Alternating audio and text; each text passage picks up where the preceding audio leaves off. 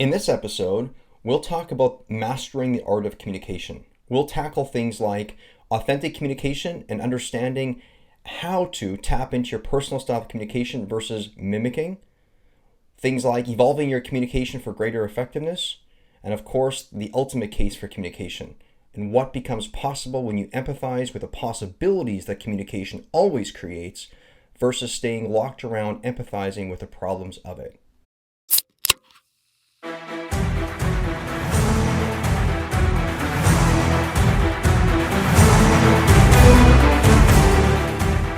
Welcome to Weekly Wins and Losses. My name is James Hepner, former real estate entrepreneur turned self-development hacker, coach, and fulfillment strategist.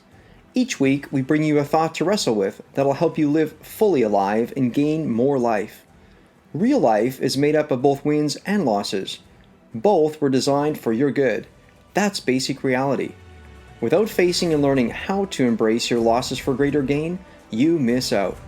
You leave 50% of your life experience on the table. So with that, let's begin the show.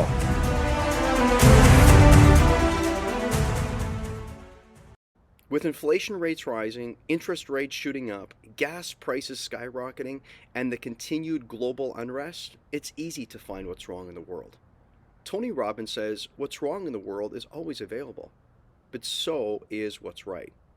Instead of trying to hope and wish the world into a better place, it's time to make the most important decision any of us can ever make, and that is to invest in yourself.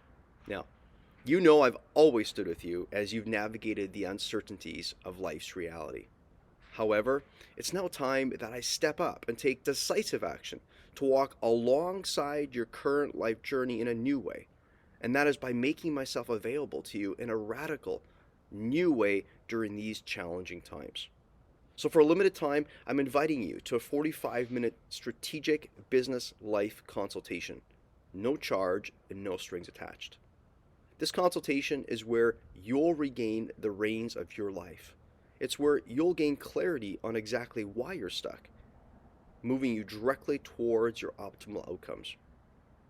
And I'll be honest, and I'm humbled to say, however, my clients' generous reflection of their time spent with me reveals the truth. The skills they've been able to master in such a short period of time by engaging in our one-on-one strategic sessions have changed their lives in so many ways. This is the only invitation that I can fathom that will put my skin in the game of your life in such a way that will allow us, you and I, to address your specific needs with precision and excellence. 45 minutes, just you and I, together on one call to get you headed in the direction you crave most. Here's what my clients report after one-on-one sessions with me. A decrease in indecision. An increase in clarity, confidence, and courage. An increase to fully capitalize on what's directly before them. An increase in the impact that they crave to have at work, on their families, and inside their communities. A decrease in pain and suffering. A decrease in anxiety.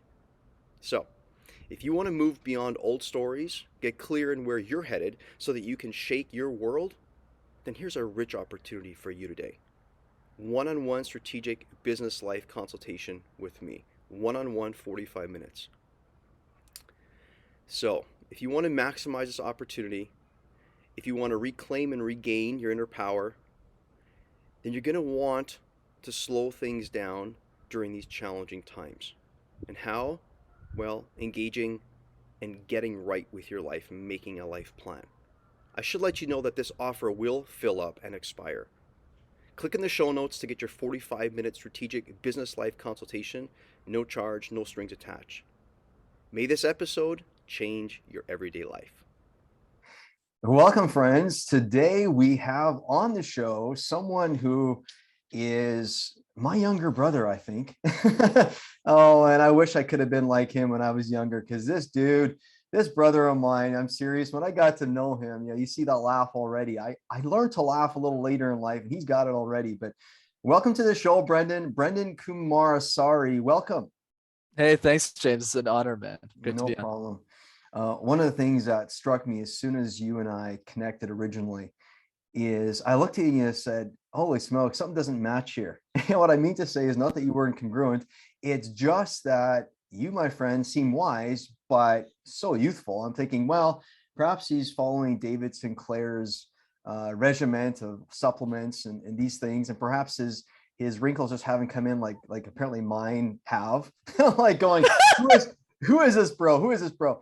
Then I got to know you, and I'm like, oh, this guy goes deep, and he goes deep in a playful way. And brother, you're just pro at what you do. Like I checked out some of your work. You're the founder of MasterTalk, and you coach some pretty ambitious executives and entrepreneurs that honestly, they become that top 1% of communicators in the industry. And, I tapped into some of your YouTube work, and I'm like, dude, this guy's got like a production team behind him. Who is this dude? Who is this guy? So anyway, so we just connected. And one of the things I think I love most about you is that you provide free access, democratizing communication tools for everyone in the world. My friend, at what? At 16 and a quarter is what you are? How old are you today, my friend? 14, you're close. No, honestly, where are you at? I'm 46, full disclosure. No, I'm happy to share. I was just making you. Well, first of all, James, it's such a pleasure. You're so kind, and you really understand why it is what I do, and I really appreciate the kind words. It's a reaffirmation for me that I'm doing something right with my life. But yeah, I just turned 26. Wow. No, that's just 26, my friend, 26. And I know when you and I connected, you said to me a few special things. And one of the things that made me go, oh, so good.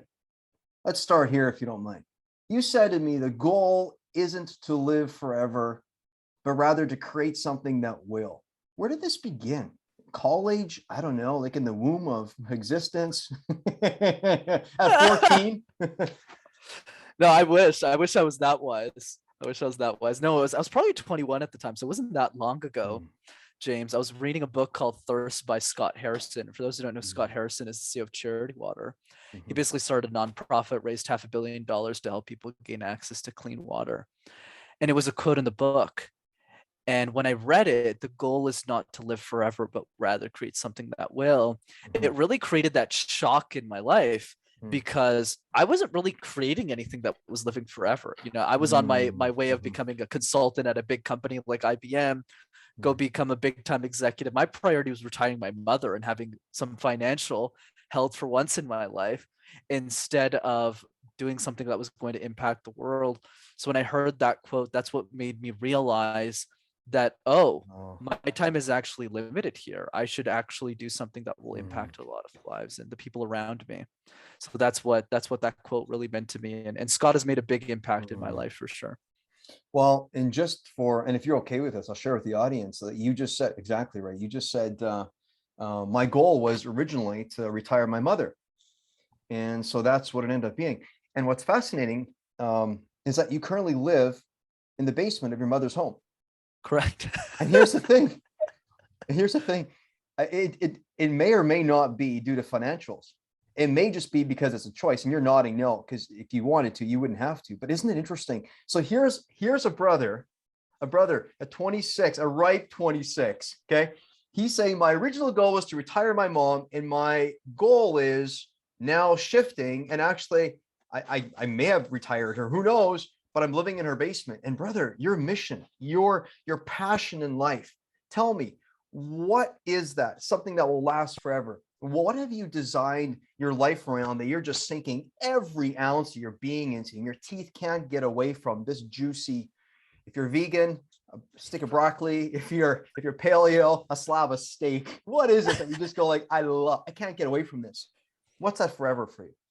Man, I just love the way you see people, man. You have such a gift in that, James. Yeah, absolutely, man. So to answer the first part of the question, yeah, the way that I was able to retire my mom was to live with her. That was the easiest way to do it, or else my expenses would get too high. That's why I made that decision.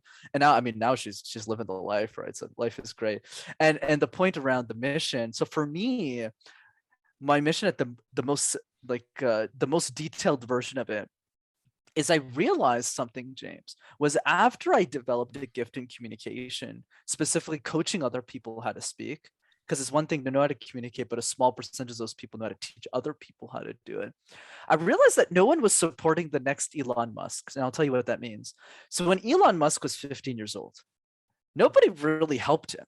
You know, he was born in South Africa. Sure, he moved to Canada, then he moved to the States.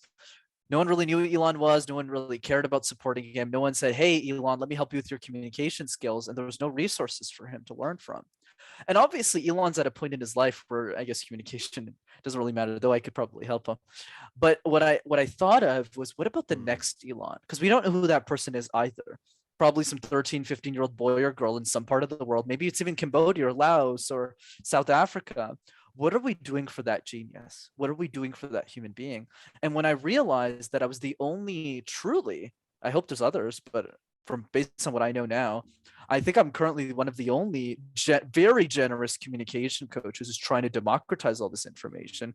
My mission is the geniuses of today and tomorrow for the rest of human society should all be exceptional communicators. Because if the smartest 10,000 people in our world, and by smart, I don't mean brain smartness, I mean who are trying to create a massive impact in the world, if they were all exceptional communicators, which they aren't because many of them are PhDs and scientists and they don't have that acumen yet, if they all became incredible at the skill, the human race as a whole will evolve at lightning speed. And that's what I realized as the core ethos of my life is if I could democratize this, and I got a little bit of time in my hands, so hopefully we can make it work with the time I have remaining so that when I'm gone, people can learn from me forever. Brother, that's just amazing. I love it. And I love your stance on, the finite and the infinite, and it brings me to the awareness when I think about what lasts forever. I think you and I, we show up in this world and we want to be a beneficial presence. And I think being a benefit is to love what is right here. And I think maybe for those people that get stuck on what is love, I think even for me, sometimes I just say love is something that's regenerative. Love is always regenerating. The opposite of regeneration is it dies and it's just over. Now, death life cycle, that's regenerative. Tree dies, decays, it changes into something different. The moths, the worms, the moss, whatever happens. And in life, the only thing that's actually real is that which moves, and that which moves from state 1 to state 2. So it's constantly moving back to the tree. It falls over, it dies. However, these things eat it, corrodes, it eats away, and it becomes something new. So the death creates a regeneration of something new. So death is a needed, an actual needed space. Now, think about it. When we in life, we say we want to solve something, where does solving something leave room for that to evolve and for that to retain its life force, its regeneration force? Often solution kind of brings the end. Think about any kind of faith tradition. If you say you have the answer, any mystery, the faith tradition dies. There's little left to discover if we say we got it solved. But if we evolve, when we evolve, then, and that's the life force, that's the regeneration that comes, right? So when I think about life force and evolving, when I think of all of this, one of the things that really fascinated me about you when I got to know you is you seem to do and show up in the world not because of great pain, but because of great love. Now, you may have experienced some pain, but you're choosing to wake up and show up and take that radical action without being fueled by pain.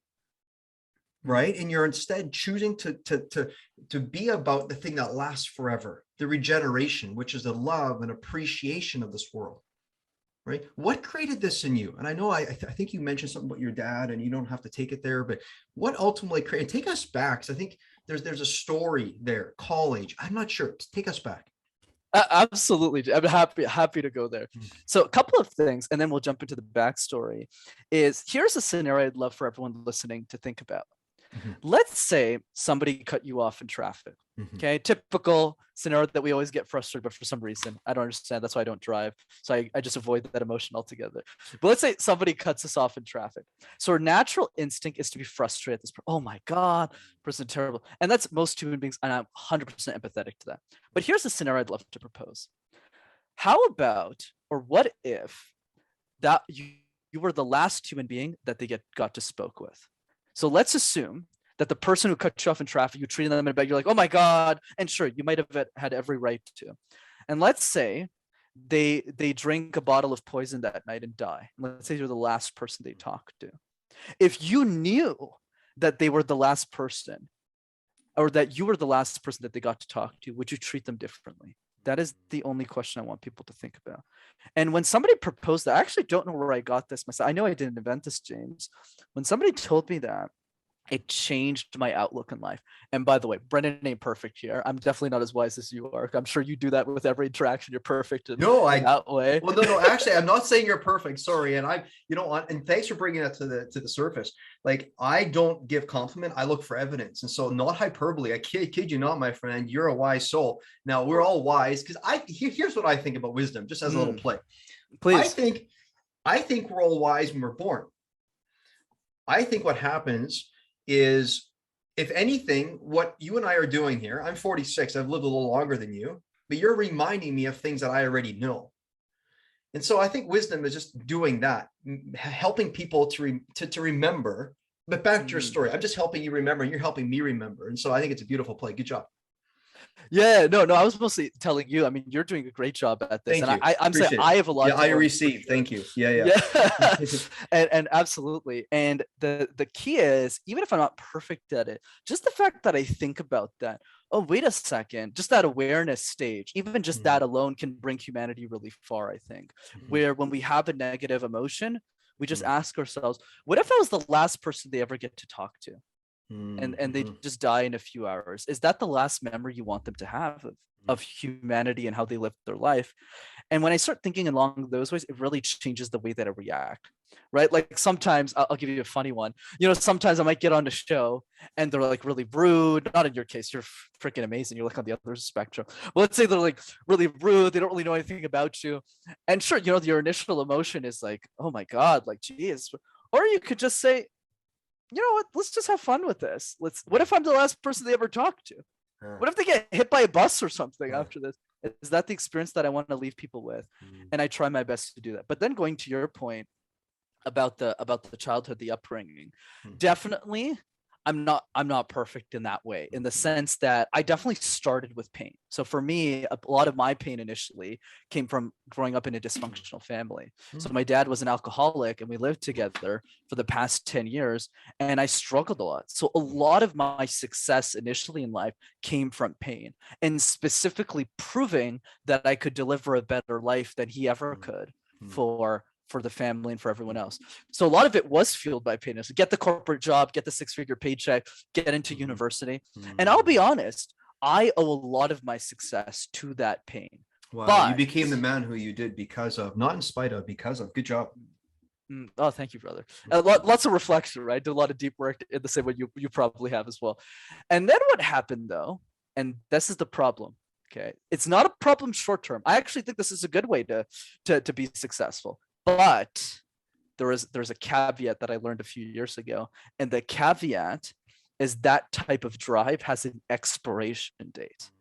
And for me, the expiration date was two things. One, I achieved it. I retired my mom. It doesn't cost that much money in Montreal to retire your mom, but it seems like a lofty goal. You make 80 grand a year, you live together with your mom, like you're fine. Like you can retire. It's not that big of a deal, right? But for me, $80,000 back then was like $8 million back then. So that's one piece. But the other piece to that, James, was I didn't really have that much of a goal. So there's three things. Sorry. The second was I didn't have that much of a goal moving forward after that. I hadn't discovered the knowledge I was sharing with you earlier. But the third piece was my dad died in December of 2019. Wow. So when he was transitioning from this world into the next, however we see that, he had a lot of liver damage, of course, from the years of drinking. Just to give you an idea of the lens here, I hadn't spoken to him in 10 years, even if we lived in the Wow. same house. I just Wow. pretended he didn't exist because I needed to cut him out to be successful. But that's when I realized that I couldn't keep going the way that I was going, because the whole reason that I was doing this for, like proving him wrong, it was no longer a factor because he was leaving this world. So, and that caused me a lot of short-term pain. But So it's kind of like, sorry for interrupting, but it's Go kind of ahead. like he dies and it's checkmate, and you check in and go, checkmate. Wait, who's calling checkmate? Who's losing here? Right? Ooh, go ahead. No, I'm glad you jumped in with that. I completely agree. It was checkmate because I thought I was playing a game to win. But I had realized, going back to what Tony Robbins says famously, if you're going to blame everyone for your fuck ups, you might as well blame them for your successes too. And what I realized through a lot of the deep inner work that I did, and this was the hardest moment of this is where I transitioned from the pain to the love piece that you kind of see today, is the reason I became successful was because of him. He was the greatest gift in my life. And it took me so much time to realize that, or rather come to terms with it. I mean, let's face it. He immigrated 20 families from Sri Lanka to Canada. He took a ton of risk just to get here. Wow. Just the fact that I was the first person ever in the history of my ancestral lineage to be born in a first world country was a gift. If he never did that, there wouldn't have been a game to even play. In other words, the game was rigged from the beginning. It wasn't about me or him winning. It was about both of us winning together. It's just me never realizing it until the very end of the game, of that first part of the game. But don't worry, I got a lot more game left to play. But that game. So that was a big moment for me in life, James, where I realized that I needed to find a new game. I needed to find a new meaning. And that's when my journey started to transition from pain to love. Wow. Wow. Gosh, fascinating. The inner work that a person's invited to embrace the good news that all of life is. I'm getting a little emotional here, but it's like, yeah, it's like Tony talks about, life's happening for you. How so? Instead of being like, why me? Why not me? Gifts hidden in disguise everywhere. If we lean not in just to the wins that we crave, and society says you win if you have this, we say, why me? And then we go, why not me? And we're like, what am I given right here? My dad passed away. Seems pretty final. I can kick the can down the road, not too wise. Or what I'd be about is saying, wow, look at what happened. And perhaps your story about the poison, you have decided you will never do what you did then. However, it doesn't sound like you're blaming yourself. You're saying because you didn't connect with him prior to him dying. I'm not saying, but because you didn't reconnect, and there you go. Because you didn't connect with him, because of that actually created in you. So it's like some people say, well, when I missed the mark or the sins of my life, whatever that means. Often we don't hold space for these things. We're like, oh, just a horrible kid I was. Horrible human I was. However, look at you. Look at what you've created. Look at the ambition. Look at this. Look at the unselfish humility. You get to retire your mom before you give yourself the luxury of moving to the place you want to live in. My friend, that is just precious. Precious. Let's go back to a precious season of your life, college. What had it in college that people said, hey, listen, we got this going on. We got sports. We got all kinds of stuff. Where would you like to participate? And you showed up and said, well, yay to that, nay to that. I'm not sure. And then you went. Talk to me about communication, how college life led you to where you currently are. I want to hear. Absolutely, brother. And I loved your reflection on that. Thank you for that. That was amazing. So when I was in college, to your point, I'm not the sporty guy. I'm not the guy who's going to play basketball. I wasn't the guy who played football or cricket or rugby or any of those sports. I did sports for nerds, which was presentations competitively. And that's when my case competition journey started. And that's when I learned how to communicate ideas and really get to the level I was. So people understand this as well, James. Think of it like a business comes up to you like Nike or Amazon to give you a problem. They say, hey, I got this new shoe, let's say it's Nike, and I don't know where to put it or how to place it. What should I do? So a lot of these young 20-year-old kids come up with solutions and they present it. The companies don't really use the solutions. The reason these things exist is so they can spot the top talent and get them into jobs. So this is before I had the idea for MasterTalk. The goal before then was really getting a corporate job. And this was my way out of poverty because my parents grew me up on minimum wage salaries. And a lot of the money we were making as a family was going to, a lot of my dad's alcohol, right? So we wouldn't have a lot of budget to do a lot of things. So when I had case competition, I realized that was my ticket out. That's when I started taking it super seriously. But MasterTalk was an accidental consequence of that.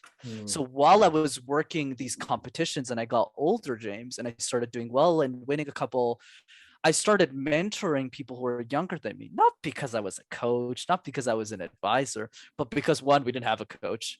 Two, I grew an unhealthy obsession, kind of like I like to call myself the Michael Jordan that nobody gives a shit about, in the sense of, except you. I know you really. Until they do. They don't have need of you until they do. It's like a necessary evil. It's like, do I need to learn about communication? Actually, yeah, you do. It's like advertising. It's a necessary evil. You need it. Yeah, Maybe not the most sexy thing, but then you realize actually the only thing that I'm doing constantly is communicating. So it is actually the sexiest thing. Think about picking up, you go to a club or you go to a restaurant. What are you doing? You're communicating. Your words, your body language, everything is communication. Sorry, I cut you off. Go ahead. No need to apologize. I actually love your I don't know, the banter back and forth. I love it. So this is great, man. Hey, you don't have to worry about using like senior citizen talk. You can just talk to me the way you kids talk. Yeah, sure. I don't even know what the term is. You got it. No, absolutely. So back to the university days. So I was getting older, James. Started, and by the way, by old, I mean like 2021, right? I started coaching when I was 19. And then I started helping the students who were younger than me on how to speak. But once again, it was because I remember back then, and it's still that way. It's just manifests in a different way. So back then it was really around pain. It's like, I'm super cutthroat competitive. Let's like beat all the other teams and win. I'm still that way. I just show up with a lot more love than I used to. That's all. But I'm still the same Brenden. But back then it was winning competition. So I wanted to win badly. So I started coaching these students that we were choosing for these programs to win and do well. So 3 years later, without me knowing, I landed my dream job at IBM. I was set, but I had accidentally became one of the youngest professional speech coaches in the world because I was 21, 22, and I coached like 70 people in how to speak. And that's when the idea for MasterTalk really ensued. It was really from that 3 years of case competitions. Think of it like I learned a lifetime's worth of communication knowledge in only the span of 3 years because I was so intense. I probably practiced like 400 times myself. Wow.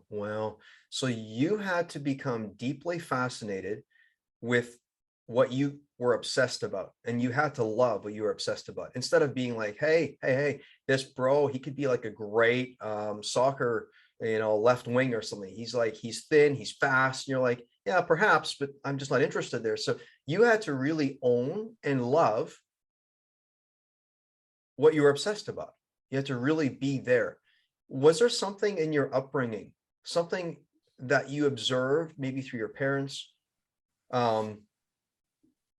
that actually brought you to a place that you realized to appreciate and enjoy the love of what's coming to the surface for you constantly? Was there something like that just had you, if you go back in your journey, just perhaps take a moment to lean into? And I don't want to put words in your mouth, but I'll be honest. Somebody who chooses alcohol, for example, the only reason they choose it is because it's a solution for them. It's a problem to us, but it's a solution to them and for them. They obviously loved alcohol. No matter how the world said it's a problem, your dad drank until he died. Pretty much true.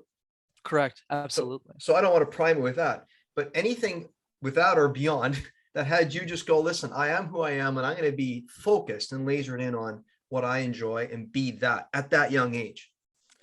That is such a powerful question that was very well stated, James. And to be quite honest, I don't really know, because this is something I asked. I have some hints that I'll give you based on what my current understanding is, but some part of me believes some of it might be genetic, in the sense of, like, I'll give you some examples. Like Russ talks a lot about this. Russ is he's like a rapper songwriter. He has a book called Get Out of My Head or something, or Get Out of Your Head. I forgot what the exact title was. And he calls it delusional self-belief. Like, some human beings just believe in themselves at a level that is not very well understood by like the regular human population. Conor McGregor is another great example of this too. Muhammad Ali as well, where they just believed they were the best in the world, so they became, or they just believed they were. I think that's one part of it. So there's probably some crumbs there that explains this weirdness that I am, in a good way, obviously. But the other piece that I think is probably more practical for the audience, just for the audience to hear, you're strange. You're 24 and you're talking like you've been through some massive crisis. But so you and me are weird. We're both nuts. Whatever you say, I love it. Go ahead. yeah. I have this quote that I say all the time. Be insane or be the same. If you want to be like everyone else, this is totally fine. But if you want to do something special with your life, you kind of have to be a little crazy. So just the fact that I've even reflected on the question you just asked me already, but I'm still figuring out the answers, is really bizarre. Like, what do people spend their time doing anyways? Like, most people just watch Netflix, and we're here like looking at the conundrums of day-to-day life and very complex questions. But anyways, long story short, so going back to this, I would say for me, James, what helped a lot was the era in which I was alive. So when I was 20, that's where podcasting really started to grow. Joe Rogan is probably 3-4 years into it. People like Lewis House started coming up, Jordan Harbinger, they started their own shows, and I caught that tailwind. So when I was 20, I started listening to Lewis House's podcast, probably when he was 2 years in, but I went down to episode 1. I just started listening to it because there was a 70-minute commute from my house to university back and forth. So I would listen to 10 hours of podcasts. And what I realized after listening to I'm really bad with books, but podcasting, I just eat that stuff up. Like, I love the episode with your wife. It's so good. Like, I listened to a few of those bits and pieces there. They're really good. Is like, when I listen to conversations, there's a couple of things. The first piece is I try and find a common theme behind all of these successful people. Even if I didn't necessarily want to be the guy on the podcast just yet, I just like listening to them, like for waves, for patterns, for recognitions. Good job. And yeah, absolutely. Oh, thank you, Ben. I appreciate it. And one of the things that I realized, James, and maybe that's just my analytical mind getting ahead of me that helps me, is all of them were kind of insane. They just had really bizarre backstory. They just all followed their own identity, their own point of view. And that's what came to conclusion number 1 that I'll spill out for the general public here, is everyone we admire are crazy, but we learn to admire them, not learn from them. And there's a very big difference. So let me repeat that one again. Like, think about all the, like, as a kind of template example here, actresses, actors in Hollywood. A lot of us in society, we look up to these people, but we don't really double think or double tap and say, oh, wait a second, these people are like completely cuckoo. Like, these people are absolutely maniacally crazy. In other examples, more specifically, Kobe Bryant, right? If I asked, let's say, a room of 100 people, let's say everyone who was listening to your podcast right now was in a room, and I said, okay, guys and gals, who knows who Kobe Bryant is? Everyone's going to raise their hand up. And then I'm going to say something like, keep your hand up if you know what Kobe Bryant's kill list is, and all of their hands will go down except for 1 or 2. So this, and I'm happy to explain what that is, but the key is there's a big difference in society between the people that we admire, and there's a small percentage of those people that I rank myself in, that doesn't just celebrate other people's success, but tries to understand the human being who's actually producing that success. Like Kobe as an example really quickly here, James, so people can understand this. When he was 10 years old, he had already made the decision to be the best basketball player that ever lived. So because of that decision, he made a list of the top 50 basketball players in the country. when he was like 12 or 13. And he called it his kill list. Obviously, it's a very aggressive term to demonstrate this, but essentially it was a list so that he could be at the top. So every time he would go to basketball games, he would always look for somebody who was 47 or 29 on the list or number 7, and he would find all of the things that they were doing better than he was, and he fixed every gap in his game. He was number 1 on that list by the time he was 16. He got drafted into the NBA at 18, then won his first championship later in life. So why do I bring that up? Back to your question around how did I come up with appreciating my own unique identity? The simple answer to a long story here is I just realized that everyone who was disproportionately successful all did that. So if I wanted to be successful from an objective basis, I needed to fall in love with my own unique identity and experience as a human being. Wow. No, it just takes me back, actually. I don't know if you knew this about me. So I have a son, well, 2 of them, one's 17 and one's 15. And the 15-year-old Harrison has high functioning autism. And when he was born, I remember observing that in our home, so Meg and Rowan was 2 at the time, but Meg has a style, which I really appreciate. He's neurodivergent, so he doesn't have a handicap, he has a gift. And so Meg's a gem, by the way, and of course you heard her on my podcast with her. She's just this piece of grace for me is what it ends up being. I don't know what I didn't deserve this at all, right? And so I agree. No, I'm kidding. yeah, thanks to her, thanks to me for that little slap on the ass. I like that. Appreciate it. It's good. No, it's good. Absolute feminine presence often just is this, right? But she's to me a special human being, and and I'll just go back to even when her and I were dating. So I'll go back before even Harrison was born. When her and I are dating, and we dated for 4 years, I was a horrible communicator. And when I say horrible, when I was in grade 8, my mom set me up with a speech therapist. And so this person comes to school, the principal calls me to the office and says, there's somebody here to see you. I didn't know what was going on. I get into this room, but I had this really, really nasty stammer. I couldn't get through my words properly. And I thought I had, this dysfunction, and I was flawed for life, and, I'm screwed basically.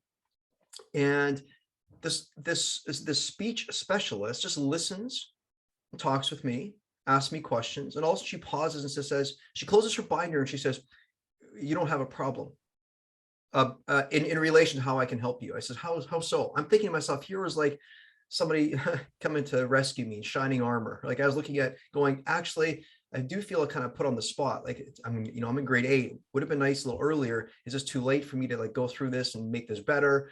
But she says, actually, your brain just thinks so fast, and you have a hard time wrapping your tongue around all the words, and they want to come out, and you have a hard time getting it through. So if I were you, I would just focus on slowing down my speech. So what I ended up doing, left that little meeting, and I thought, interesting. Here I thought I was doomed. And actually, she gave me something that I can do something about.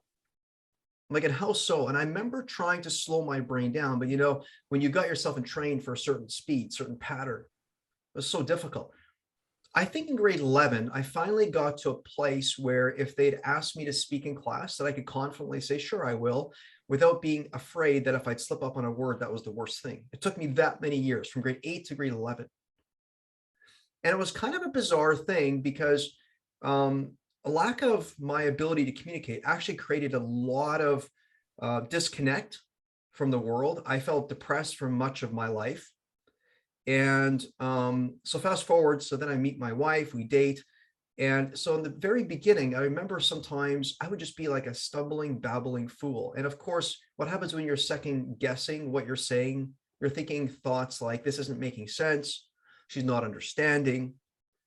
And I'll never forget, I was standing in the foyer of her parents' home. And up until that point, I had basically not stammered really bad.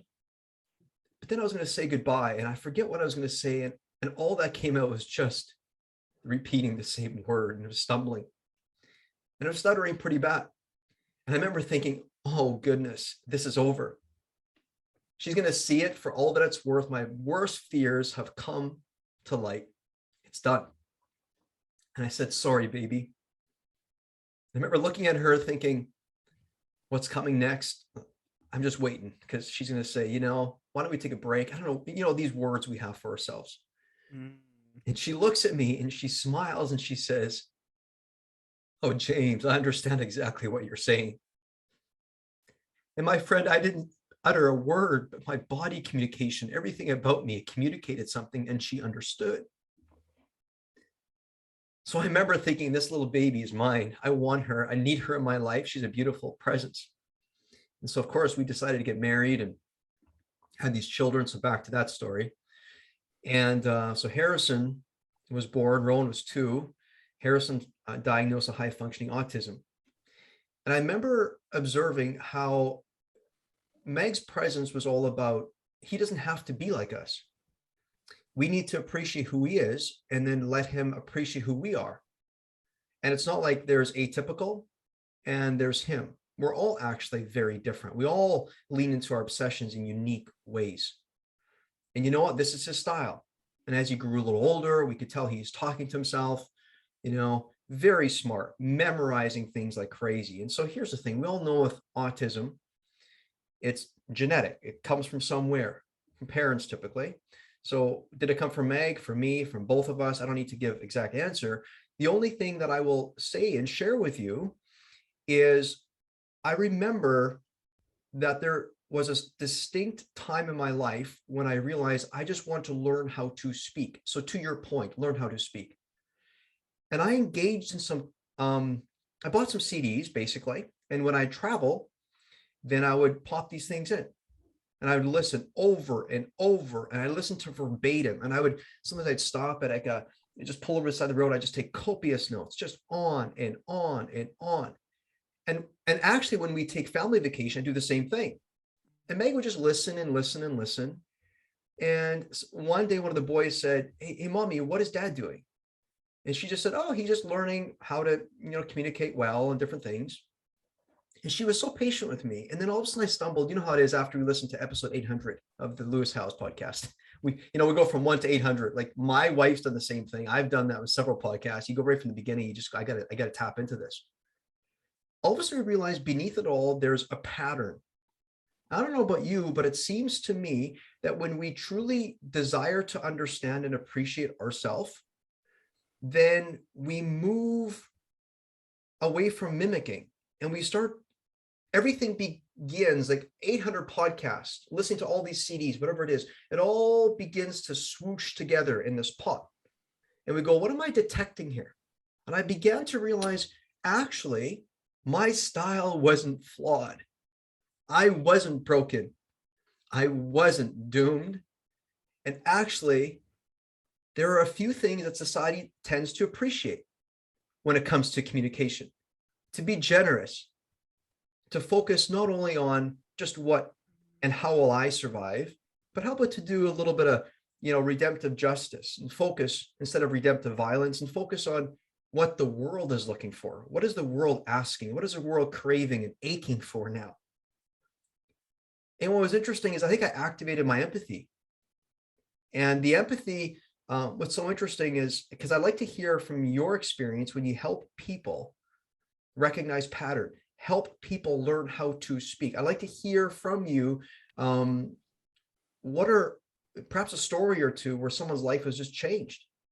All I can say is for me, learning how to speak, I engaged with a few things. The pattern that came to mind is it seems to me like there's certain people that I was really drawn to in certain styles of communication. And what it ended up being was regenerative. The ones that actually took something and instead of trying to solve it and correct everything, but they would focus on evolving and connect with what was, meaning what is alive in me? Like sometimes I still stutter, I still stammer. And instead of it being like the worst thing, it's like, this is my style. I don't have to mimic somebody who never, you know, blops a word or messes up a word. That's my style. My brain does this. I'm okay. I've never been tested for autism, but this is just who I am, right? So can you share, would you be so willing to share, like, what have you seen when it comes to communication, when you help people with that? Absolutely. Absolutely, man. I love that. And thanks for sharing that story. So awesome, right? Especially with the stammering and how communication can impact us. And with your girlfriend at the time now wife. Very cool, man. Thanks for sharing that. It's really powerful to see how communication could really shift someone's energy and someone's way of being. So for me, I always begin with a question, James. And the question is, because I'm a big fan of easy wins, right? The question is simply this: how would your life change if you became an exceptional communicator? A lot of us, when we think about communication, we focus so much on the negativity, the stress, the anxiety, right? You talked a lot about the story you shared, the stammering, the stumbling with the words. And when we focus and we have those negative associations, and that's not our fault, by the way, that's the fault of the education system, because the education system is not there to celebrate us when we fall in our presentation. It's there to punish us if we don't do a good job. Unfortunately, that's how the game is structured right now. So that's the result that we get. So for me, what's fun about communication is let's dream about it. You know, so many of us, we dream about the expensive cars we want to get, the vacations we want to go on, the experiences that we want to have. When was the last time we dreamed about our communication skills? So for everyone listening right now, don't just write down that question on a piece of paper. How would my life change if I became an exceptional communicator? Really spend some time reflecting on it for 10 to 15 minutes. Because for all of us, James, that reason is different. So notice how I was saying that question, you already smiled. You're like, oh, let me start thinking about this question right now. Is when we start to dream about it, then we start to get excited about it. And going back to your question, how does somebody's life get changed when they realize that there's a specific reason why communication must be changed in their life? So I'll give you a few examples here. Some people want to get better at communication to have a better relationship with their families, their significant other, their children. For other people, it's going on a cruise, traveling to an unknown country, exploring, but being able to communicate with body language and nonverbal cues. For other people, it's growing their business. For other people, it's getting the next pay raise, growing their podcasts. We all have different reasons. But what's fun about communication is there's a size that fits everybody. There's a reason that matters. We just need to dig deep enough, because a lot of us have goals with our health. We might have goals with our relationships, our money, our finances, but very few of us have goals with our communication. So having that thoughtfulness, that reflection period alone creates that burning desire, that fire in your belly to go, you know what? I got this. Like, I need to master this thing yesterday. And then we're going to be able to implement the tactics that are layered on top of that. So how does one person's life change? I mean, there's a lot of stories I could tell you, but I would say the biggest one that excites me the most is when I've coached one of those 10,000 geniuses. And I'm happy to say I've had a couple of them. Hopefully in my life, it's going to be all 10,000. But yeah, like I'll give an example. One of them is a technology CEO. And she's creating a technology where women could use press-on nails that are technology driven. So one problem that a lot of women have right now, who are mostly young and really busy in that specific demographic, they always have to change their nails all the time. And it takes a lot of time. It takes like an hour, 2 hours for them to put the nail polish on, all that stuff. And there's a lot of toxins there. So she created fingernails that are pressed on, but you can change the colors on your phone. So it's a pretty cool technology. Yeah, it's very fascinating and what she's been able to do. But she's very shy. At the time anyways, when she started working, right? So she's very shy. She has amazing, she's a PhD in like chemistry, and like her partner's her sister, and she's super smart as well. She's working at Microsoft, all that stuff. Like these gals, they know what they're doing. Like technologically, like the technology sound, the use cases sound, but the ability to communicate it, that's where the challenge was. That's where the challenge was. So when I sat down with her, let's call her Julia. So I sat down with Julia, and she just said, oh, I'm scared of this, I'm scared of that. And I just made her make a list, not even about communication. What's everything that you're really proud of? Something really hard that you achieved in the last few years. And she goes, well, getting my PhD. And I was like, this. And she starts listing out all of the wins. And I go, okay. So is communication harder or easier than everything on your list? And she goes, oh, it's definitely harder. And I was like, are you sure, Julia? Is getting a PhD? Look at me. I'm coming to you live from my mother's basement. Is it really harder? And she goes, probably not. If I had the right format. I was like, exactly. So then we worked on her 5-minute pitch. You know, she goes to investors and raises capital in her case. And she tweaked it to such a level that she became invincible as a communicator. So when I see people who are like, for example, I help people who help people. That's really my ethos. I got that from somebody else. So when you help someone and you completely change their communication, their whole life changes, because she goes from, oh, like super shy, like should I share my ideas with the world, to like, no, like I'm the #1 communicator here because I have that certainty. She goes in there, like a badass, and there's like a 500 people just go, whoa, who is she? And that's really the power that I'm proud of, is when you help somebody who has the potential to help millions of lives, and you just flip the switch. Gosh, And if the power of upregulating and then training yourself to proper communication to and with the most important person listening, and that's yourself. Communication from within, right? That's really what you did. You flipped the whole deal for her. Like Tony Robbins' famous little thing, and that is, you must find a way to not just empathize with the problem, but you must move to empathizing with the possibility. So instead of her being like, I'm the problem, I'm shy, you nicely said, what are you proud of? And so you had her focus on her strength, and just like that, you unleash this beast. Right? Literally, I love the exact languaging that you use there. I call my best people assassins or something. They just go out there and they just wreak havoc onto the world. That's the languaging I like. But yes, I completely resonated with me.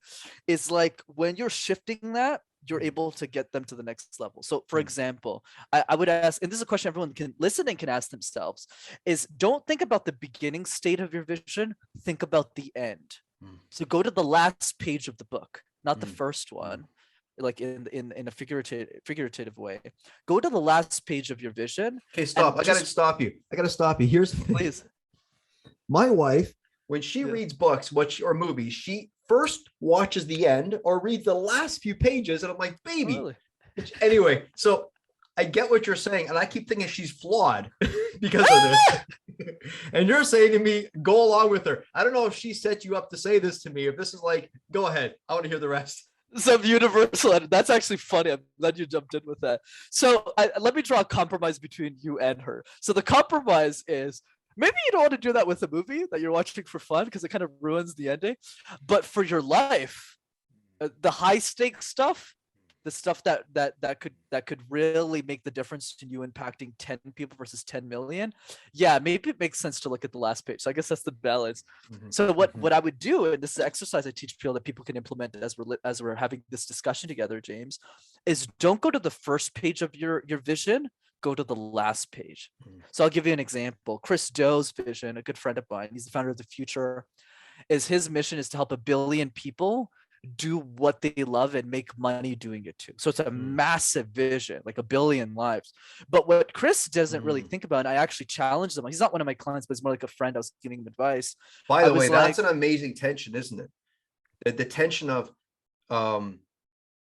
do X, make good money, but do it with your passion. Like that's a pretty good tension to wrestle with, because when you reconcile those two out, we're not saying be willing to pay the price and give of your life, and though you're going to be resentful, we're talking about that fine line. Go ahead. Right, the power of ikigai, right? When you get everything together. So for him, instead of having him fixated on just that end state, I said, I want you to pretend as if that happened right now. Feel that world. What does it look like? What does it taste like? What does it sound like?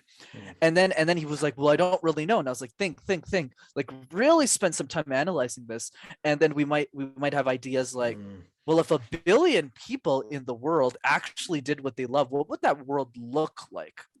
So I did the same thing with Julia, where I would go up to Julia and I would say, now I want you to pretend like every woman, because she said like, oh, it's about nail polish. I said, this is not about nail polish, Julia. If women get an hour of their life back every week, what happens to their life? And she goes, I never really thought about that. And I was like, I want you to, exactly, right? She goes, what can they do? And I was like, go. Obviously I had the answer, but I was pushing her because she's the founder, right? So she needs to have that desire in her. She needs to, I mean, she has it, but like the beast needs to be unleashed within her. So she was like, okay, 1 hour she could probably take care of the kids. I was like, push harder. What about that side hustle she wants to start now? Now she has an extra 60 minutes in her week. It's not about unlocking just beauty. It's about unlocking time. They can reinvest that back in their communities and all that stuff. And she was like, oh my God, you're absolutely right, Brenden. We need to give every single woman in existence a 1 hour back in their life. And then she was on fire, right? So the other piece to that is when you go to the last page of your vision, you just start to ideate. Like for me, if like I think about this all the time, every Elon Musk, every genius, I could just sit there in the background, like the last row of like a theater, and just watch all of them, and no one would know who I was. No one would know who I am. And I would just watch every miracle after every genius, one after the other, who are just exceptional communicators, and how quickly the world would move. So I encourage people to think about that last page. That's what gets us excited about communication, not see it as a chore like most of us do. That seems like a really, how would I say? I don't want to say tool, but it seems like a really unique optic and metric perhaps to tap into when it comes to what we talked about earlier in relation to how do you become fueled and switch your fuel source, your desired fuel source, from what's typical in society is feel pain, and that's going to get you off the couch. It's going to get you to stop watching YouTube. How to switch it from pain and scarcity and fear into this, I just want to do this because I appreciate and love. You have and so I wouldn't even say what you did there was a reframe. You just had her tap into something that's, again, regenerative, the power of who she is, the strength of who she is. And all of a sudden, what isn't possible when you tap into that burning desire? Like I think about what was possible for me. And so I like your reflection on this in a bit, but I feel like, and as you were talking earlier, I was taking some notes, and I feel like often we envision what it is that we want in our life and how we love to live most free, most compassionate, most beneficial, whatever this looks like, through our observation of other people in our life. Because sometimes it's hard for us to put ourselves there, but if we see another person, for example, in my scenario, it was Meg. I remember just seeing that she seemed to have less conflicts in her life. She just seemed to wrestle with tensions and she enjoyed it, but I had all these conflicts. And so I used to be a little harsher. She was the lamb in our relationship. I was the lion, right? And so I was overtly firm. She was overtly soft. Now we've learned to temper that through.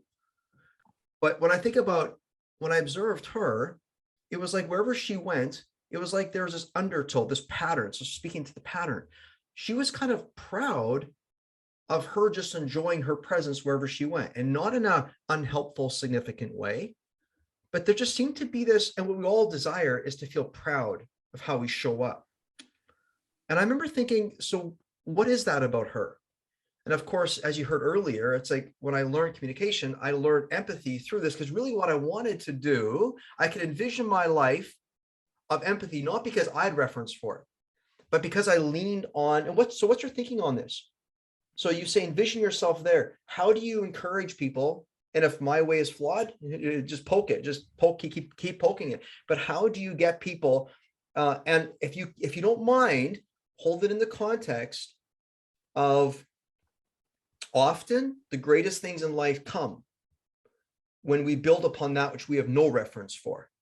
So I have Meg in my life. I have people in my life like you do. And so I have reference for what they're doing. So I'm like, okay, I think I might like that, might like this. So I'm picking basically. Yeah, no. But sometimes the greatest of things in life comes and we have no reference for it. The Elon Musk, people don't have reference for what he's doing.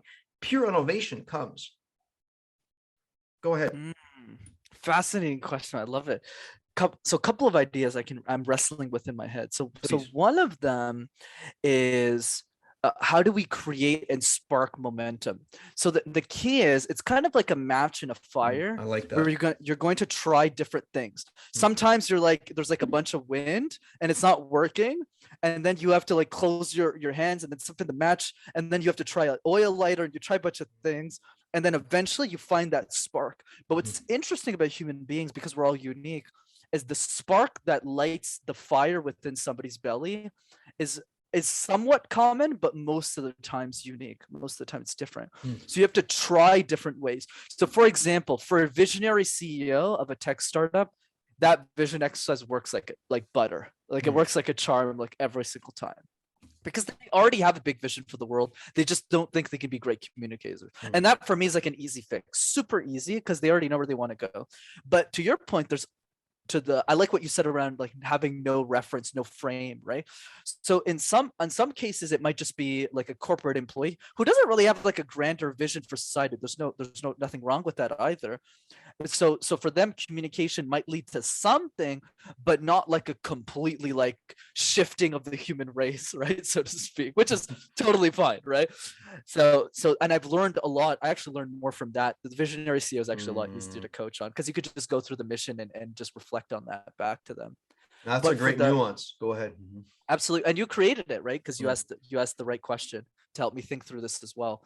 But the other piece is for me, it's more about momentum. So this is a question I always ask a lot. This is actually the most common question I say, like repeat. It's kind of like subconscious programming or unconscious programming. I'm not sure what the right word is, but basically it's what else is possible through communication skills. So it's just a question I just keep asking over and over again until it clicks for them. So I'll give you a super easy example that people can literally copy paste. Is I have them do something simple. Because for me, what's the easiest one in the book? And for me, always, this is 100% of the time.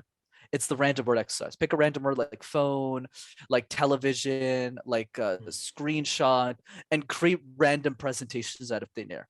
So I would say easily 90%, 95% of people think they can't do the exercise. Oh, Brenden, I can't do this. I don't think I can do it. And I just go like, and I just sit there like very patient. I wasn't this patient initially. I was like, geez, just do it already. But then over time, I was like, and I just sat there. I listened to all their objections, and I was like, "So are you ready to do it once? We're all here to support you. There's no cameras." And then they all eventually, because you know me, I'm like a nudging them different person. You know, isn't it so funny if we don't allow the other person to deny themselves any longer, we give them a gift. Go ahead, right? Ooh, I love what you shared there. Could you say that again? I'm going to botch it, but if we don't allow the other person to deny themselves any longer, then we give them such a rich gift. Wow, that is so good, man. That's a zinger. Yeah, because what I'm hearing you say, it's almost like you're doing hypnosis. Like in the moment, like Tony Robbins, and hypnosis is not like losing control. Hypnosis is saying, I know what you actually want. I'm just going to help you get it. You don't have to tell me. It's unspoken language. So you're just actually saying, you know, you present me with a problem, and you've probably presented other people this problem, but no one's actually been successful leading you across the bridge. When you freak out, they just stop and don't know what to do. However, what you're doing is you're saying, come at me no matter which way you like. It's beautiful. And I'm going to let you hear over and over and over again. And then I'm just going to nicely say, okay, so are you ready now? Are you exhausted? Then you're ready. You're exhausted for what? For this moment. You ready? And they're like, well, but I don't know the answer. Well, if you did, what would you say? So yeah, go ahead. Oh man, dude, that was so good. I love that. I'm definitely going to take that one and take inspiration from you and coaching clients better. But yes, you're absolutely. It's the nuance of transformation, right? Everyone experiences it in a completely unique way, and our goal is to guide them in that direction. But what's nice about the field I'm in is that it's actually not as hard as life. I mean, I have a lot of empathy for like a Tony Robbins or yourself and the work that you do, right? Where it's a lot more nuanced, whereas in communication, even if there's definitely layers that I'm not discrediting myself, there's an easy way to strike that momentum. I'll tell you what it is. So when we have somebody do the random word exercise the first time, they don't think they can do it. But regardless of how it sounds, I always clap. Oh my God, James, that was amazing. You did I thought you couldn't do it. Right? I say that in a very playful, I thought you could do, how about you do it again? And she's like, okay, let me do it again. And then she does it like 10 times, or he does it like 10 times. And I go, and I don't even say, haha, I told you so. I don't do that. Maybe 19-year-old Brenden would have done that. I totally did. But 26-year-old wisdom Brenden says something like this. Well, James, so I saw you do it 10 times. Excellent job. What do you think would happen if you did it 100 times? Wow, profound. Oh my goodness, maturing your behavior. Oh my goodness, you're saying now you got through the first, the roadblock is you kicked it down. You got some positive reinforcement. You know you're not the proest of all pro, but guess what? I'm going to reward you for your freaking courage. You did it. That's all that matters here. Because listen, you're hearing yourself debate, am I good or am I not good? And also you realize by the 10th time, that voice is getting quieter. Stand guard at the door of the mind. Beautiful. We'll keep going. I Yeah. I love it. This is so great. You're absolutely right. Exactly. So then when they go, oh, I would be the best. And then I would say, and I Wow. would say contextual to them. Let's say they're a scientist, because that's why I always say top 1% communicator in one's industry, because that's the right comparison to make. It's not really like about comparing yourself to Tony Robbins. We're all in different sports. So let's say that a scientist, this works so well. Just goes like, okay, what if you did this 100 times? Question for you, Julia. Let's use Julia as an example. How many scientists do you know who have done the random word exercise 100 times? They're going to be like 0. Right? 0. And I say, exactly. And how much time does it take to do the random word exercise? She goes, well, I mean, it takes a minute to at once. So I guess I imagine it would take 100. Absolutely. And I congratulate the 100 minutes. So what am I asking for, Julie? Am I asking for 100 minutes out of your day? No, I would never dare. It's an hour and 40 minutes, a long time. Would I ask for 100 minutes out of your week? No. Even out of your month, even out of your year? No. Can you give me 100 minutes out of your life? Wow. Can you give me 100 Wow. minutes out of your life? So then when we get there, they go, oh, it actually only takes 2 hours to be a top 1% communicator in my industry, which isn't true, by the way, but that's the belief at the beginning.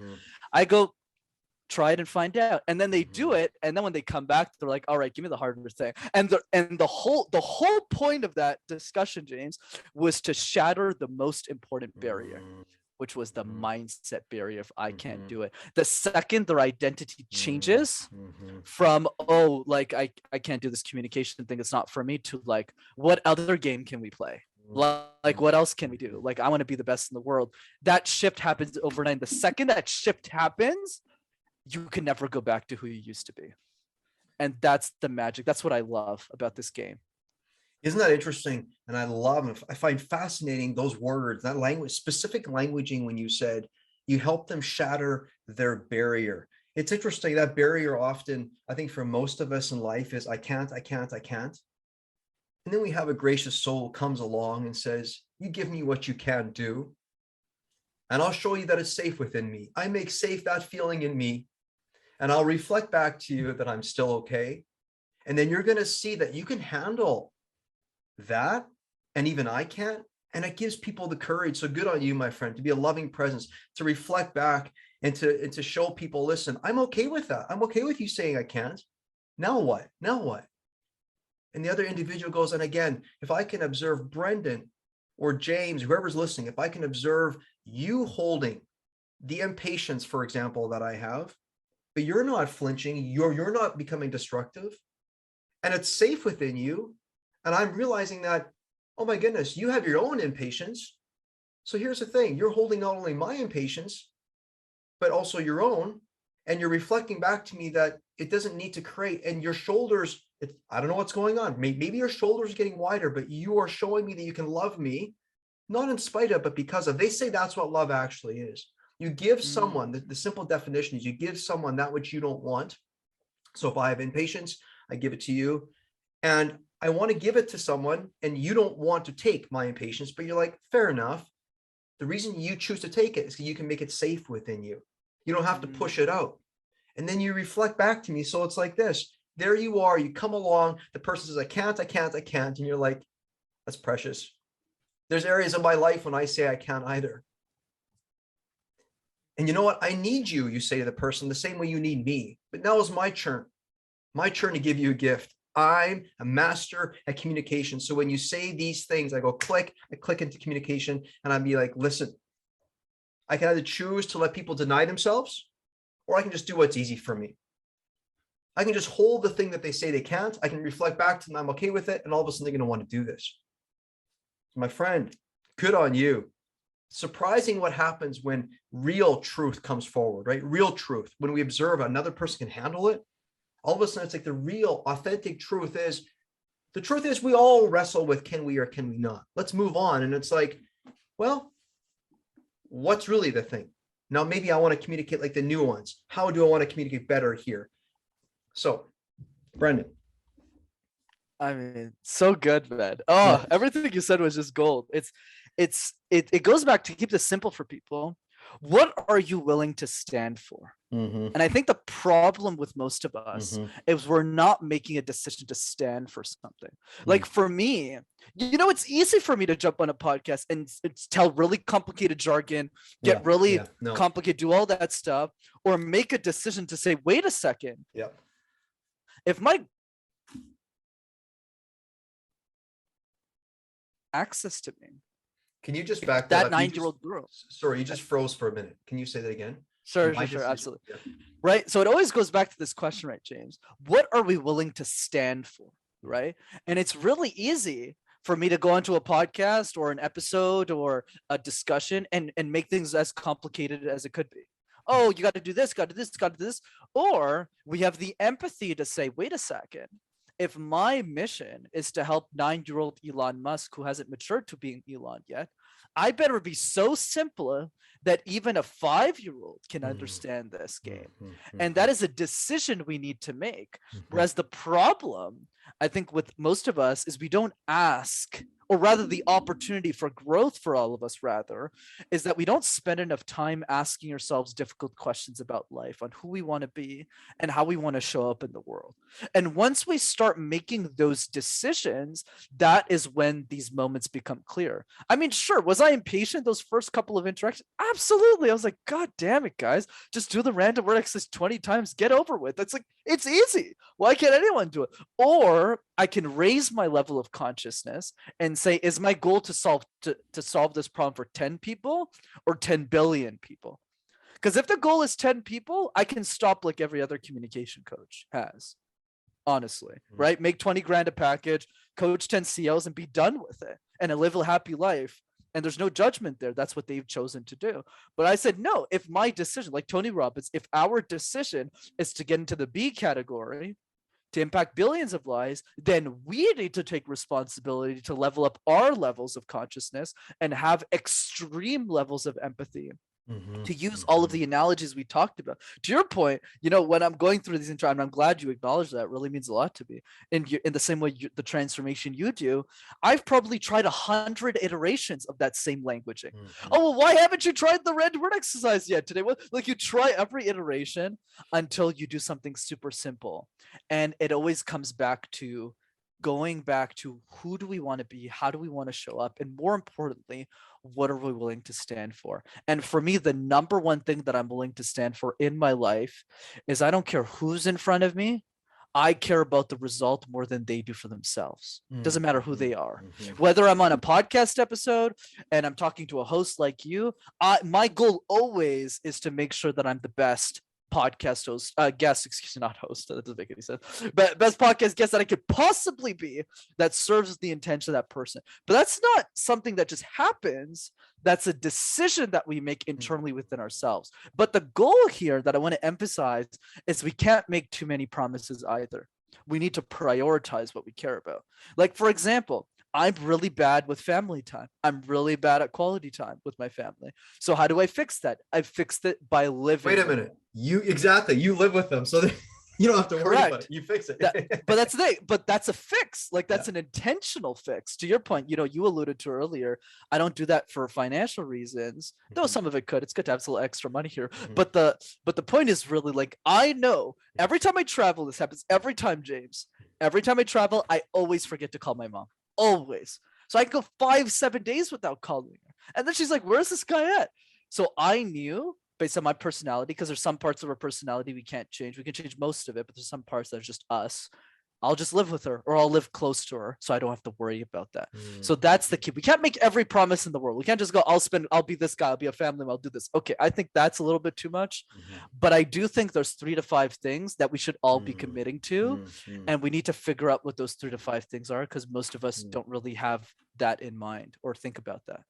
To your point on not calling your mom, years ago, we moved to Malaysia for a season of our life. And we were so excited just to live in a different country, and of course live on the other side of the planet. Of course, it's just shock and awe. You get to see the people, the way that they do life and the way that they believe and think about Americans. I mean, you're in for a treat. You know what I mean? It's just fascinating. And I think we were there for, was it 4 weeks? And the boys were, Rowan is 2 and Harrison had just been born, a couple months old. We never called anyone from home, our parents. We didn't check in with them for about, was it like, again, 4, 5, 6 weeks. My mom was on the verge of calling the police. So speak of lack of communication, this is before I learned the art of communication, the beauty of it, right? So there you go. So that was a big chagrin. You know, what's really interesting, the one thing that I'm picking up, and I'm sure the listeners are picking up from you as well, there's something about making a decision and a non-negotiable decision. So a decisive one. A decisive one takes radical action. And when I think about radical action, when I listen and observe you here today, you know, when we make a decision for love, or just, I want to be about being a beneficial human, like that's always who you've been. You know, you awoke when your dad passed away. You were, you know, you're gearing up for that moment all along, and it's because of him. So we got to say thank you for all of this. But when you think about this, I want to participate. I don't want to just be seeking relief. I want to participate. I want to bring what is my fascination. I want to bring it into the world the best way that I know how. There you go. And I'm paraphrasing, but there you go. And you're out helping people. And like you were saying earlier, you became kind of impatient with that game, that word game. What's fascinating about love, when you make the decision, love is giving and receiving at the same time. Isn't it interesting to observe your life and realize that there you were, being the master communication coach, whatever that was. And in that moment, as you're serving the other was serving you and making room for your impatience, because they wanted to get through the thing that they were denying themselves for so long. My friend, isn't it just amazing to walk this journey and realize that this is what we do for each other? We're constantly making room, whether subconsciously or unconsciously, but I think you've made it easy for yourself because you made a decision. You made a decision. And I think that's when I first connected with you. I'll never forget, there was just this moment, and I'm thinking to myself, okay, he's well read. And you know how oftentimes, nothing wrong with this, but you meet people and they're just quoting, and you're like, okay, their life, don't get me wrong, we build on models of our life. We get it. This is what we all do. For sure. But then there's another play when it's like, you know, actually, this person lives this life. This person isn't trying to live this life so he can become one of these people. He is living it because, and you help me out here, because I'm willing to get anything wrong, and I do half the time or more. You haven't been wrong so far. Well, life is half win and half loss, right? So we have to kind of, it's, you know, it's all gain, right? You know, it's all good. What was I just saying? I lost my way. No, I think you're making great points here, Jane. And what I love about, you know, the way that your thought processes in general, you were talking about how a lot of people quote a lot, right? They use a lot of quotations, but they don't live the advice that they teach, right? So that they can become something else rather than just being who they are. And one thing that I just want to side comment that I appreciate about this conversation is you're so committed to pushing this episode, this conversation to a level that even pushes you out of your own comfort zone, which I think is really fascinating and unique, where you're even asking questions that you're not even sure of the answer. And I think that is the jus de vie, as we say in French. Like what is that? I like this. The jus de vie. Oh, this is brilliant. Yeah, it's like the jus de vivre. It's like the joy of living. Oh, like my jus goodness. is like the juice. It doesn't sound as good in English. No, I love that though. Yeah, kind of like not to offend any vegans, but kind of like that juice on a steak, like the jus de vie, like that. Yeah. So and I completely agree. And to build on what you said, that's why I like our back and forth here. Is even if even at the question, I still know what to say, so it still works. is the point that I think you're driving here is this is actually a theory that a famous French philosopher, René Girard, talks about. I rarely quote philosophy, and he calls it Memetic Theory. So Memetic Theory is basically where he argues, and I actually agree with him, that most human beings don't really aspire for something. They simply copy what other people desire. So I'll give you an example. I'm simplifying it a lot because I barely understand it myself, to be honest. But basically what René talks about is the reason I desire going to university is because a lot of other people desire that thing. The reason I desire having a Louis Vuitton purse is because other people value that thing.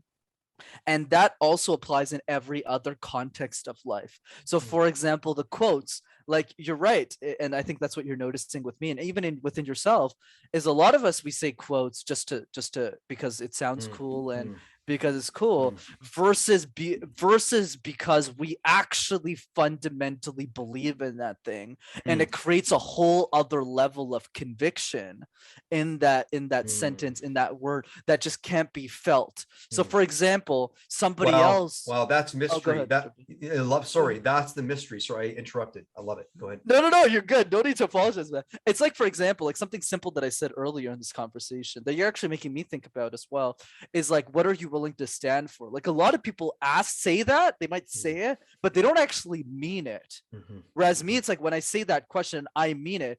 But something that wouldn't be aligned with me would be to say something like, you should spend more time with your family. That's not aligned with my beingness. Even that's a nicety to say, oh yeah, I guess you should spend your time. But I don't live it. Like I don't live it at all. So I wouldn't go like, you need to, like, I just don't even have that conviction. But when I have that conviction to say, what are you willing to stand for? Like you can feel it. Like it's like, oh, like this guy stands for something, whether I agree with him or not. And that's really what I think is missing for most of our life. Let me give you an example here that I think strikes people, is Gary Vaynerchuk. Like a lot of people with Gary, they either really like the guy or they really don't. But I think the reason I really appreciate him is you can tell through the way that he communicates his ideas, the way that he shows himself. He's not pretending to be some character. He's not pretending to be some caricature of somebody else. You can feel the excitement in his voice when he's talking about his NFT project, when he's talking about like building a marketing agency, when he's talking, oh, like if I sell this and I make this, then I could buy the New York Jets. And like, we're all staring at this guy in complete like confusion. Like, why does this matter? Completely captured by that excitement. We're led. That's what's happening here today. You and I are having a good time. Listeners are enjoying the good time because we're having a good time. Absolutely, right? And the I think where some people I empathize with is they look at somebody like Gary Vee and they would say like things like, oh, he's too loud, or he swears too much, or he does this wrong, Whereas my hope for humanity one day, it might happen in my lifetime, it'll probably happen years after I'm gone, or centuries, is we all look at Gary Vee and we might say something instead of, how could we be more like him? Not in the way of working harder or hustling harder, but how can we bring that jus de vie in our own life? How can we be really excited? What if we were all excited about, and whether that's about being whatever that thing is, whether that's being like a stay-at-home mother who's like, no, screw working a corporate job, I'm just going to take care of my kids and my husband's going to work for me and make the job, whatever that thing is, whatever that version is. Or maybe it's like, you know, instead of working as an investment banker at Goldman Sachs, I'm really talented at making tacos, and I should probably just quit this like investment banking job that's making me like $750 to $1 million a year to like start creating tacos. And then if I make like 1,000, I'll make like $5,000 a month, and I can make like that. What if we were all that? And if we were all that version of who we could be, or who we can truly align our essence with what we were called to do, even if we don't know what that thing is yet, just that pursuit alone would really heal the world in a powerful way, I think. Isn't it fascinating when you say heal the world, you know, and the concept of, I think what we all want in life, help me out here, but I think what we all want in life is we want to feel comfortable with things that make us feel alive. You know, and so there's this dichotomy, and it's not either or, it's both and, but the known and the unknown. So we're going, yeah, I know my passion is to make tacos, but the unknown, I have no idea what can happen. And so if you ask me, my friend, what I love most about podcasting is I push it, not because of any anxious striving or performance anxiety. I just feel very comfortable in unknown territory, very comfortable. And it's kind of something that I've been trained myself towards, because I found that that's where all of life is, because there's the known and the unknown. And it's like, oh my goodness, I get to participate with unfolding in real time. And I get to learn and I get to teach at the exact time, receive love, give love. I have an unshakable love with life. I haven't always been like this. I spent the last decade designing my life of gratitude. I got just this amazing passion for wanting to be here, not wanting to leave this earth and being like, well, I don't know why I'm here, and perhaps heaven's the place where I belong. Well, as far as I'm concerned, whatever source this is that put us here, this whatever universal presence this is, put me here for a reason now. Put you here for a reason now. Listeners, take this in. Ask yourself, where in your life do you want to be unshakable? For me, the joy of my life came when I looked at it and said, listen, what is the thing that draws me deepest? And I couldn't help. For me, it was to look at Meg and just be so in love with her. I had reference, I could see her, and I said, I want that. I want that. She influenced herself and others without much effort. Nothing needs to be fixed, managed, or controlled. I totally get it. Where is it in your life that you want to make a decision for, this joy of my life? I'm just going to go for it. And you know what? You're right. I'm going to be standing on the known and the unknown both at the same time.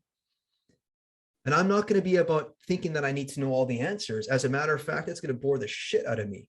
It's going to end the whole thing. It's going to kill it if I, supplant myself into this way of thinking that I got to know and I should know. And apparently an expert is knowing. To me, I don't know about you, but an expert for me, and I think I've always been about this, and it just helps me keep my ego in check. But to be in the unknown space, to feel decentered is where we get strong. The human doesn't walk on two legs at the same time. The kangaroo does, but a human doesn't. The human is building strength every time it's out of balance, just a little. Just a little. So my friend, thank you for playing here with me today and just keeping us out of balance just a little, bringing something new, not through performance, desire for, but just living life. And I think that's to the point on, there's some people that when you observe, you have empathy for because it seems like they're performing life instead of living life. You're living life at 26, my friend, and it's precious. There is so much hope for the younger, and this ages me a little bit, and you're like, well, you're probably hoping not to be labeled as young again, because who knows, perhaps you're saying if I get to 30, I'll become like respected. But hey, there's so much hope in the world for people like you, my friend. I just love it. I just absolutely love it. So, hey, any last words of wisdom you want to share with us? And after this, I'm going to ask you a question that my listeners love. So anyway, any last wise words from you? Absolutely. I'm not sure if they're wise, but definitely words. Is a couple of things, man. Wow, what a fantastic, a couple of thoughts I wanted to tackle on. The first one that you talked about is the joy in trying to figure it out. I think that's what I loved so much about this conversation, is we're both just two human beings trying to tackle the imperfections of and the nuances and just playing in that dirt versus going like, this is the textbook, let's follow the textbook so we can press everybody who's listening to this. That's what I think I love the most. Spot is that, on. right, that willingness for you to jump in the mud and for me to join you, obviously. Yeah. That's the one piece. And the other piece about life, I don't think I've shared this before, but I got this from Aubrey Marcus, and he said something so simple yet so profound that's still jarring in my head, that I'm still thinking, I think about it almost every day. And what he said was, what if roses go extinct? And I thought that was a bizarre question. I was like, what does he mean by this? He's like, what if this is the only moment in human history where we get to enjoy roses? In the same way that dinosaurs no longer are with us, what if this is the only moment in our life that roses get to exist? Why don't we just spend more time smelling those roses, enjoying the moment and living life? And when he said that, I was like, wow.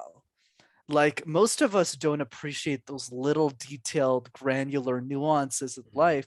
Whereas when we start to ask ourselves these bigger, like, what if we're the last human being that that is interacting with this person? How would we be different? This really helps us grow an appreciation for how limited time really is in the span of the universe. And I would say the last piece of so-called wisdom I would leave with, and this is by my coach, Bomsey, he tells me this all the time. He says that if you think you're thinking big, you're probably not thinking big enough. And what I think what he means by this is not just in the context of building bigger businesses or building bigger movements, but building or seeing bigger potential in ourselves that we didn't really see yet. Whether it was being able to work a 4-day work week, or having steak twice a week just because we can, or spending more time with our families, or going on that extra vacation. Like, he told me this funny story. He was on an airplane with a coach, and he was like, oh, I'm going to India for 2 months. And she looked at him and said, oh, I always wanted to go to India. I should go to at least once in my lifetime. And he just looked at her and asked her the simplest, most powerful question, which is, how could you go to India every single year? And it totally broke her pattern, because she looked at him and said, what do you mean? I just meant once in my lifetime. And he just said, what about once a year? How can we make it once a year? And it's those little things. So if you feel that you're thinking big enough, realize that you aren't. So find people in your life that are constantly pushing you towards the person you can be. And I think that's the real magic. And I'm glad to say that you're definitely one of those people for me after this conversation. I think that while you're so generous with your words, you just humbled me, and I've had an honor. It's been an honor to have you on the show. So it's been absolutely fundamentally, it's just been enjoyable. I've had a blast. And so exactly like you're saying, we chose not to fight for the absoluteness of the thing or of a thing. We chose to just say, hey, how about we navigate, and we just be about playing hands in the dirt, evolving the thing. And I think, so think about this. Think of how much room we left for us to do this again. Connection comes all over again. Think how much room we left for other people to be like, oh, that's interesting. And so when you say that, or when we say that's interesting, your coach, and he said, hey, listen, and I'm going to botch this, but somehow you said, I'm paraphrasing, but if you're dreaming, and if it's right, if what you're dreaming, so it's not big enough, basically. So whatever you're dreaming isn't big enough. To that point, isn't it interesting? You could very easily ask him what he means by that. But there's something in the human psyche that, you know what, the best way to ruin a great thought is to have an answer given. And so we're like, you know what, actually, it's mysterious for me. And to some degree, I don't want to know. Because then there can only be room for one interpretation, because we end up locking around one definition. And then how often do we go back and change meanings of words? Not very often. Right. And so we just kind of let it play and be with us. Right. And it just does something. And it's like the mystery. Go ahead. You got something at the tip of your tongue. I got one, and you have such strong EQ. Just the fact that you even noticed that is the number one best example that came to mind when you said that is literally the question, right? That we all struggle with. We wrestle with. What is the meaning of life? Right? If that had a finite answer, if that had an absolutism to it, imagine how depressing our life would be. It would be like if this was the answer and you weren't the answer, it would create so much chaos in our life. It would create so much sadness, because once you achieve that absolutism, then what? Right? It's kind of like what Jim Carrey says, right? I wish everyone was rich and famous, because you'll realize that when you get to the top, that there's actually nothing there. So, and that's really the point, is that's the jus de vie, right? Is not having an answer to the question, but rather leaving it to your own interpretation. So I just thought I would reinforce what you said there. So deep. Yeah. So here's the question now. This is the question my audience absolutely loves, because my people, they like real people like you. And so real people like us. Like us. Thank you. Appreciate it. Thanks. But they like real conversation, and they like to see the humanness of the other. And so you've been so honest and so good. So good on you, good on me, good on this environment. Here's the question though. Where in your life, if you could really lean in, and maybe you've never shared this before, but if you could be like brutally honest, like completely honest, where do you currently struggle and you wished you were further along? If you'd be honest, you'd say, I wish I was further along. And I feel like because I'm not further along, I'm losing, and therefore I'm appointing a negative connotation to loss. So where do you struggle there? Go ahead. Oh yeah, 100%, 100%. And I've definitely shared this a few times, but probably more than I should. My biggest struggle is definitely romantic relationships. And the reason that's been a big struggle for me is, as I guess the fear I've always had until recently, it's gotten Hey, you better. got it. But Okay, just a second, bro. You got to stop because this is comical. Firstly, you're a great communicator. Secondly, there's nothing untoward about your presentation. So hey, go ahead. Yeah. I love yeah, it. I know it's funny. Yeah, I know it's yeah. hilarious. And like I said, it's gotten better over the past few months. But if you had talked to me a year ago, I was a mess. Mm, And the reason I was a mess had nothing to do with my track record or anything like that. It was more around, as I matured up over time, I got more worried about trying to find a partner who had the same level of consciousness that I did. mm. Right. And it gets really stressful because when you're like 15 years old, you're like, oh, well, like if she's pretty and she has a pretty smile, like life is great. Like that's it. That's all you need. And some people, get really lucky like yourself and with Meg. But but if you don't get lucky, you can have, or my business partner too, Vamsi, like he got lucky with his wife, happily married for 18 years. The only And then thing is, hey, I'm just going to disrupt the thought because I know where you're going, but I want to hear the rest. The only thing to consider is back to what you and I were just discussing, because you're saying I can't.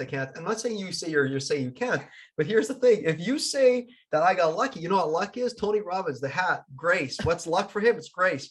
Where is grace, my friend? Is grace everywhere or just for me? What is grace? Go ahead. I want to hear your story. No, Let's see if it ends the same way. No. What you said is so perfect because, and I'm glad you said that. I'm glad you didn't just leave it there and just say, oh, it's okay, he's the guest. Like, I'm glad that you jumped in. You actually came up with that because it's so true. Just because it goes back to everything we talked about, just because we have something perfectly figured out in one area of our life doesn't necessarily mean we apply the exact same lessons, the exact same teachings to a new sport, or rather to a very similar area of life. And I don't do that as much with romantic relationships. So the struggle that I've had is like, okay, I'm 26 now. I'm still fairly young, so I definitely have a lot of time on my hands. But it's this doubt that's always lingering in my head, a lot less than it used to, but just tiny little bit, is will I ever find that person? Wow. And it's a limiting belief. And I know I'll figure it out. I know Wow. I'll get there. There's I no know. doubt. But it's just because you asked me, because every other area of my life, honestly, is like, I mean, like if that what I just told you is probably like a 7 out of 10. It's not like, I'm like a 2. But every other area is like a 9 or an 8, right? When I did my wheel of life a few months ago, just reflecting on this, and 7 is really where I would stand with relationship. But last year was a 4, right? So I was you made some really, movements. Good job. yeah, I was really in a bad state. Here's somebody that we have in our home, and he got fixed a couple of years ago. So I think he has a little girlfriend next door, but he's fixed. So there's no date night that gets anything different than just us running in circles. So he was just barking, and so he wanted to like just see you for a second. So I'm going to let you see. And so I think he's a little nervous about this whole thing, but perhaps he looks at you and he can give you, Charlie, what do you say about Brenden being nervous about it? Or are you fully actually okay living a good life, or what's going on here? Charlie, what's going on? Sometimes, there you go. He kind of yelps sometimes when I ask him what's going on. Oh, there he goes now. Sorry, we have people coming and going from the place here, so it's happening to these barking. But anyway, I love that. Okay, so no, this is super generous of you for just being honest and for just revealing. And it does come as a surprise to probably many of us, me included. So I'm sitting here going, dude, there should be no reason, but just to tap into, and not to solve anything because that doesn't help anything, right? But just to relate. My friend, I'll tell you something. Oh my goodness. So I come from a really small community in southern Manitoba. And in Manitoba, by the way, for those that don't have reference, so there's the United States, there's Canada. Manitoba is a province that is kind of in the central portion of the United States, but directly above the US border. So that's the Canadian-US border. And so this little community that I was raised in was a smaller farming community. And let's just say it this way. I was 20, not dating anyone. And I thought perhaps all the good ones were gone. I was so anxious, right? And so I found me a little chicklet. She's my little gem. I call her my mini Megalicious. And you're right. She is Grace. I guess I allowed it to flow through me. And so somehow she wanted to stick with me. I'm not quite sure what it was about that, but But I think you got a lot of time, my friend. You got a lot of time. I actually interviewed as a gentleman by the name of Jason. I think Jason Sherman is his name. And what's interesting is he has the exact opposite story of me. He is 40 some years old. I think 2 years younger than me, if I'm not mistaken. And he never got married, and has fantastic relationships with other people, built fantastic businesses. And actually, he's quite okay. He also had kind of the fear, but not fear of being left alone. He had the fear of what happens if they die. And so that fear governed his life. And actually, he developed a really cool life. And so sometimes we observe other people. I don't know if you should be in touch with Jason Sherman, but sometimes when we see other people, we're like, we can settle that fear. And all of a sudden, we can just naturally walk into it. Because I think when we force it, it just doesn't. But anyway, my friend, I feel you. I hear you. I was there once, and I know it feels like you're dying by like a million cuts, like all over every day. So, that's how I felt anyway. But it sounds like you're a little further along in the journey. So there you go. Definitely. I was there last year, though. I was definitely there last year, where I felt like, oh my God, because I was like in love with this girl, and then she didn't want to go out with me, and I was like, oh my God, I was in a tough spot. But but you're absolutely right. I think kind of like that's why I love the imperfections of this conversation, like the exploration of that, because no one's got it figured out. That's why I appreciate the question and even the conversation, James, is like no one's got it figured out. But if we can learn from the parts of all of us that have figured out some part of it, we all combined all those parts together, that's when the true wisdom comes, and we can really start to lean on one another to get to that level of perfection, that quote unquote there that we're seeking for. The joy of life. And the French way of saying that is what again? The jus de vie. Yeah. The jus, and the way your eye, the jus de vie. I like that. So the joy of life is leading into the imperfection and being okay with it, because we get to participate with being fully human. And that means there's messy, there's clean, there's a whole bunch. And instead of trying to balance everything out, no, this is like integrating it all and just experiencing what comes alive in you. So, Mr. Communication Expert, I got the wrap up will be this, like it always is. People are probably wanting to know where they can find you. Talk to us. Where can they find you? Absolutely, Mo. First of all, I just want to acknowledge you. This is definitely one of the most powerful conversations I've ever had.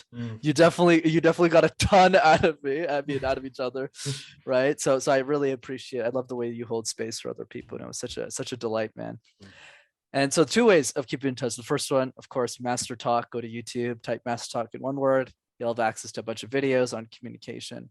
And the second way, for those who are interested in coaching, just go to rockstarcommunicator.com. We host a bunch of free trainings on Zoom. I host them. They're super fun. They're interactive. So just register for one of those and join us. Love it. Awesome. It was my pleasure. I loved it that you went toe to toe with me. We didn't focus on what to think. We focused on how to think, perhaps, and just be okay with it. There you go. Drop that, my friend. I love it. Take care. We'll talk to you soon. Talk soon, brother. I sincerely hope you enjoyed that little interplay. If you liked the podcast episode, let us know by subscribing, leaving a little review, and sharing with a friend as you feel appropriate. Honestly, the guests that I host on this show, they love the feedback, and I personally love knowing that you're listening. So whether you choose to work with me as a guide or not, and that's your guide or not, that's simply great. Why, you ask? Well, because you're obviously one of those that's listened to the very end of this podcast. You've clearly made a decision to invest in yourself. And honestly, how isn't that just the best news?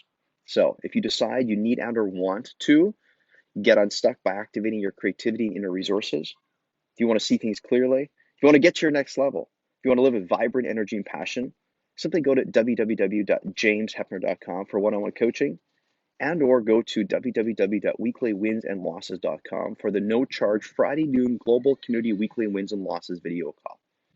So again, I thank you for investing in yourself. See you next time. My sincere hope is that you've gleaned a few nuggets for yourself and a few pieces of interest that help you move forward in your unique journey. So again, I thank you for joining me here. This is James Hefner clocking out. Until next time, peace out, rock up.